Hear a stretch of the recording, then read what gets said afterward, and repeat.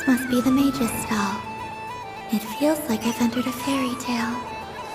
Ah, how lovely.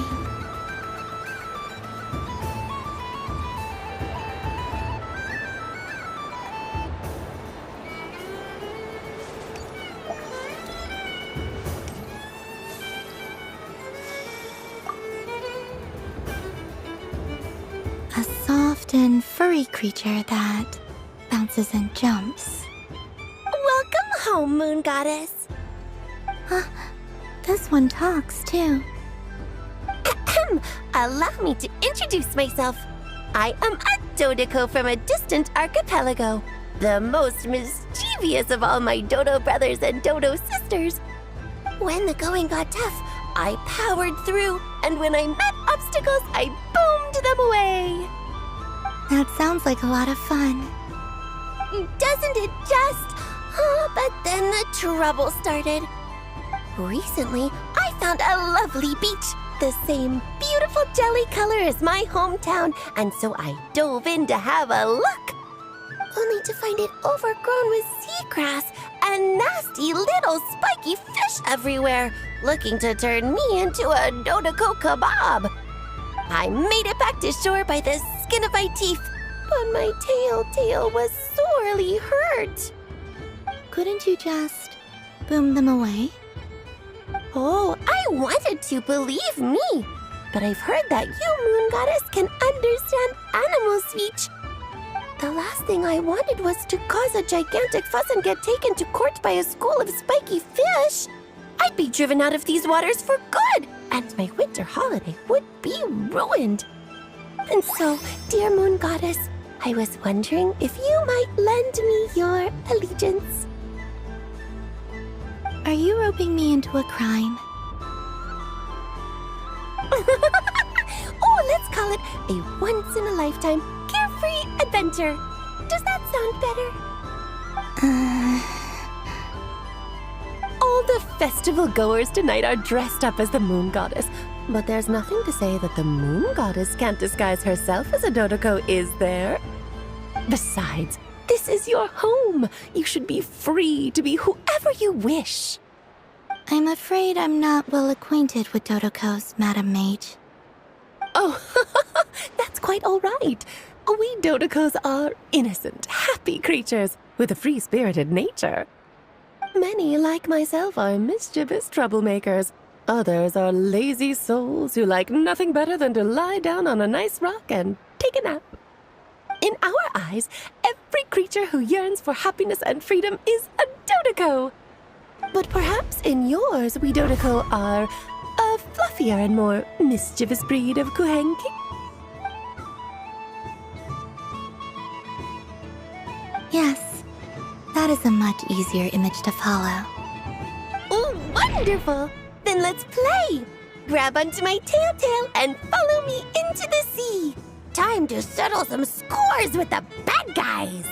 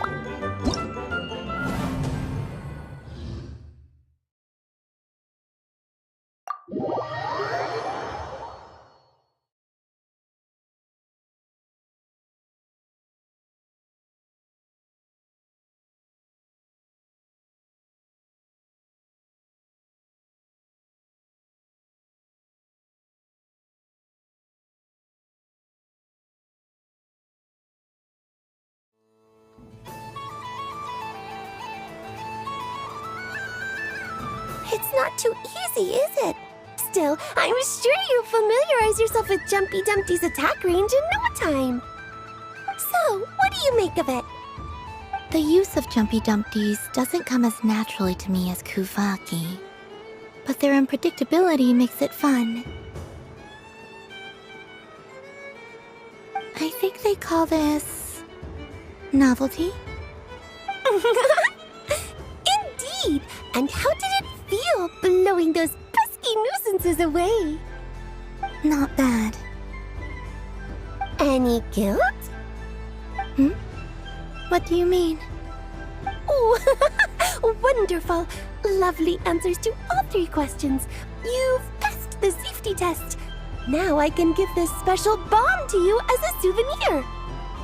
Remember, if you find any meanies living on the moon, you can use this to boom them into oblivion. I will.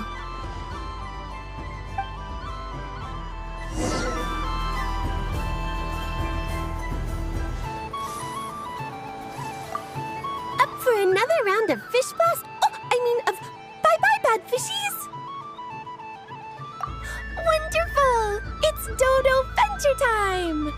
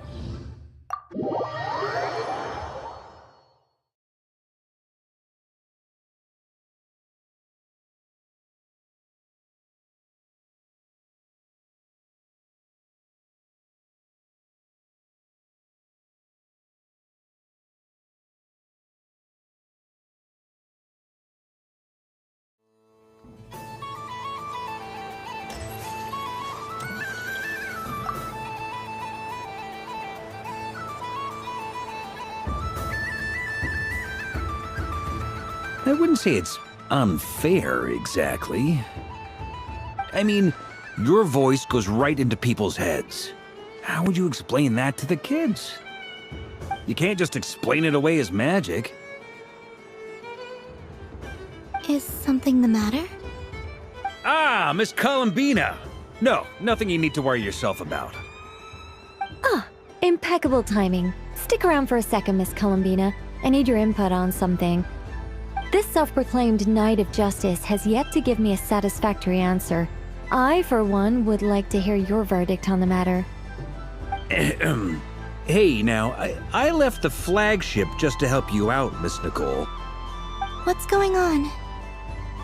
So Alice and I are both using long-range remote control spells that work on similar principles, allowing us to attend this festive fair in Dodeco form. Sorry, let me backtrack a little. While similar, there are some key differences. Alice, being a great mage, wanted her Dodeco to reflect something of her own charm and mystique. So she adjusted the way its tail moves when it spins around. An entirely gratuitous move, in my opinion. I hardly see how anyone is going to notice that. If anything, I'd say that anyone who stares intently enough at a Dodeco's tail to notice such a small detail is someone we ought to be highly concerned about. I only say this to emphasize that my question has nothing to do with tails. Now that we're clear on that, why is Alice's Dodeco permitted to interact directly with the children celebrating Moon Prayer Night, while mine is not? Your voice speaks directly into people's minds. See? Exactly what I said. Miss Nicole? I can't stand it. I know that probably makes me sound like a whiny child acting out in front of their parents. And it's a little embarrassing now that I think about it. But hey, I said it now, I can't take it back. That would be even more embarrassing. Also, don't go reading too much into that analogy. It was off the top of my head. I'm actually an awful lot older than either of you. Miss Nicole, are you saying that you'd like someone to play the game you've prepared? I'm not so invested in that. It's just something cobbled together using items I borrowed from Alice. She probably didn't even make them herself. The point is, I want to know everyone's thoughts after they receive their prizes. But as you've said, I can't just ask. I've been biting my lip for so long, and I've had no one to vent my frustrations on. I thought this was going to be a nice, straightforward festival where I'd get the chance to guide people to treasure. Well, can I play? I can't guarantee that I'll win a prize, but You will? I'd like to try. Then what are we waiting for? Let the game begin! It's like they forgot I was ever here.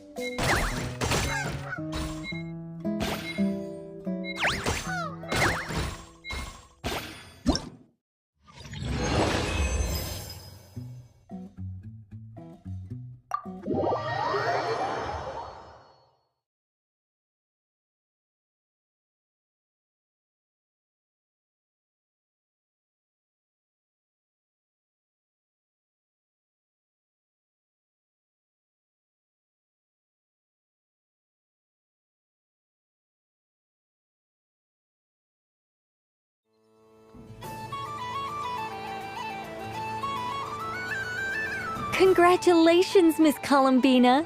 With your great wisdom, you have overcome every obstacle in your path and conquered the great challenge posed to you by fate. Fate? Well, something to that effect. If you'd prefer something more poetic, it could be the icy winds or the dawn. Anything you like, really. You could even go with the challenge posed to you by Dodeko, if that's what you're into. Anyway, you can take or leave my suggestions. Moving on. All my hopes are now resting on this. Can I open it now? Stop teasing me! Please, I'm begging you. No more talk. Just open it. Wow. What a lovely sculpture. Classic and cute at the same time. Thank you, Miss Nicole. I'll always treasure it. Ah, there we go. Music to my ears. You have my sincerest gratitude, Miss Columbina. Thank you for sharing your precious time with me and fulfilling my wish. Don't mention it. You've all done much to help me. And still, I'm the one receiving all these gifts.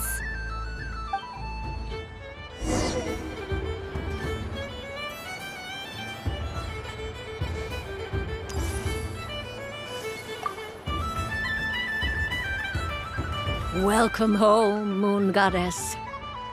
Oh, you're the genuine article. Alice was right. This moon prayer night was worth watching after all. Another one that talks. Greetings. Pleased to make your acquaintance. I am the Hexenzirkel member they call B. Barbeloth Trismegistus. Columbina Hyposelenia. Pleased to meet you too. Hyposelenia. A fine name indeed. Now then, Miss Columbina, do you wish to hear a mage's divination? Divination. The Frost Moon Scions used to ask me what would happen in the future. Is this like that? From the perspective of the one seeking answers, perhaps. As you look to your journey ahead, if you seek to understand the unknown, resolve your doubts, and soothe the confusion in your heart, divination could be for you. The unknowns on my journey. Of course, if one wishes to peer into fate, then hydromancy is the more precise option. But that is a complex affair, and to relegate that majestic art to the status of a festive amusement would seem somewhat uncouth. Besides, it is sometimes better to not know fate with great certainty. Hence, I shall use the suitably festive Luna Arcana to tell your fortune instead. It is more popular with the youth in any case. Lunar Arcana. Indeed. Unlike hydromancy, this will only display possibilities and trends. People like to think of themselves as creatures of agency and free will. Peering too far and too clearly into the future is detrimental to both body and soul. I'd like to give it a try. Of course you may. Come then, take a seat, Miss Columbina. Before we begin, are there any specific questions you would like to ask? Let's stick to general possibilities and trends, like you suggested. Ah, very well. Then I shall use the basic Lunar Arcana deck. Now, try to relax. Cast your mind upon the things you have experienced and the things you are soon to experience. I will shuffle the deck. Would you like to cut the cards yourself? You do it. No problem. Now then, to make things easier for the seeker, that is to say, you, I shall decipher the cards from your perspective.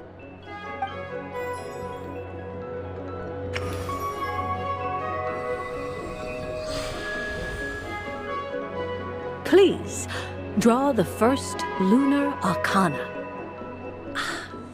This represents destiny and is the foundation for the divination as a whole. Now, draw your second card. This will stand for the past, the sum of all your experiences that have come before. And now the third arcana. This is the present, your interpretation of the current moment. Finally, the last card. This shall speak of the future, which... Oh. Kuvaki Pulse? Fascinating. I've never encountered this before in my role as a diviner. Something has exerted an influence upon this card, causing it to leave its designated position. What do you make of this, Miss Columbina? Perhaps this is the guiding hand of fate in action. Of course, if you wish, you can choose to deny the validity of this card and draw the future for yourself. No, it's fine. Let's go with this one. A bold decision. I must say I'm looking forward to the results. Well then, let us flip the lunar arcana in sequence and see what emerges. Sure.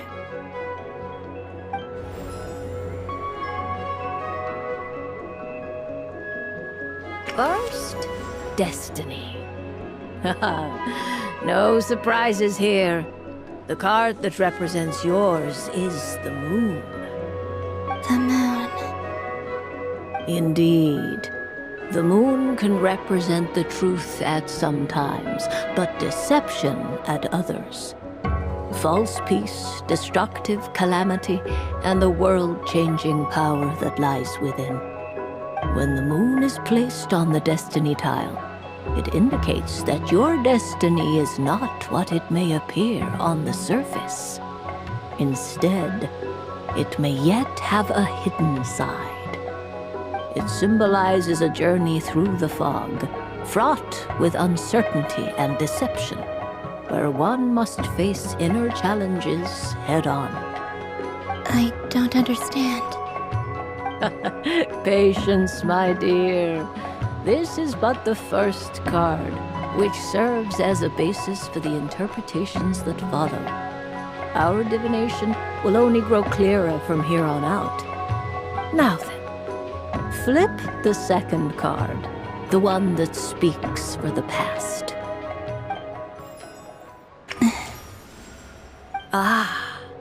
The Hermit, but inverted. Inverted? Yes. The Hermit symbolizes solitude, introspection, and the pursuit of truth. When inverted, it represents isolation, truth out of reach, and a path that leads one astray. Combined with the moon as one's destiny, the Hermit inverted represents a choice you made to stand alone in the past,